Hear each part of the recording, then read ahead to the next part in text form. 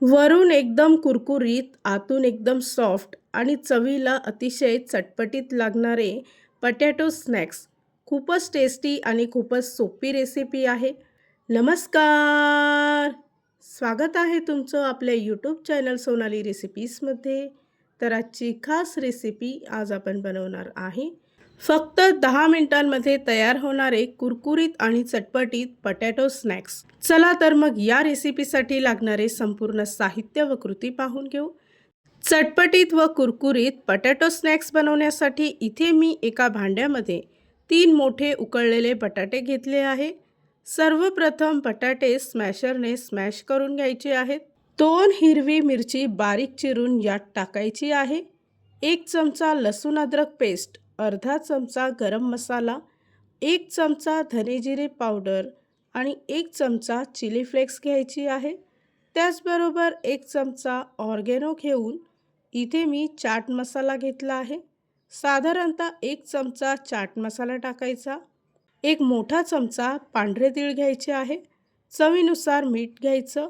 बारीक चिरलेला कोथिंबीर टाकून 1 वाटी कॉर्नफ्लॉवरचं पीठ घ्यायचं आहे आणि सर्व मिश्रण हाताने व्यवस्थित मिक्स करून घ्यायचं. अशा पद्धतीने गोळा तयार करून घ्यायचा. त्यानंतर त्याचे 2 भाग करायचे आहे. त्यातील 1 भाग घेऊन पोलपाटावर अशा पद्धतीने त्याचा रोल तयार करून घ्यायचा. या रेसिपीसाठी लागणारे संपूर्ण साहित्य व कृती मी तुम्हाला डिस्क्रिप्शन बॉक्समध्ये दिले आहेत, तर तुम्ही तिथे जाऊन चेक करू शकता. तयार केलेला रोल त्याचे सुरीच्या सहाय्याने समान भाग करायचे आहे. अगदी अशा पद्धतीने. त्यानंतर एक एक पीस घेऊन अगदी हलक्या हाताने प्रेस करायचा. त्यानंतर काटेरी चमच्याने अशा पद्धतीने डिझाईन तयार करून घ्यायची आहे. तर अशा पद्धतीने इथे मी सर्व डिझाईन तयार करून घेतली आहे. त्यानंतर आपण हे फ्राय करणार आहोत. तर त्यासाठी एका पॅनमध्ये तेल तापवून घेतलं आहे. तेल चांगलं कडकडीत तापवून घ्यायचं आणि गॅसचा फ्लेम मध्यम आचेवर ठेवायचा.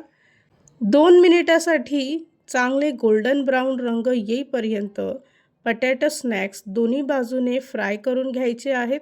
2 मिनिटांमध्ये इथे आपले कुरकुरीत आणि चटपटीत पटॅटो स्नॅक्स तयार झाले आहे.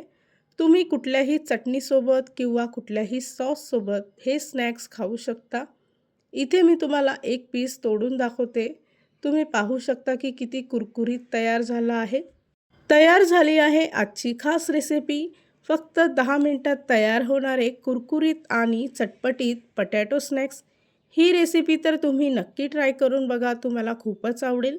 आणि जर का तुम्हाला हा आजचा व्हिडिओ आवडला असेल तर प्लीज लाईक, शेअर आणि कमेंट करा.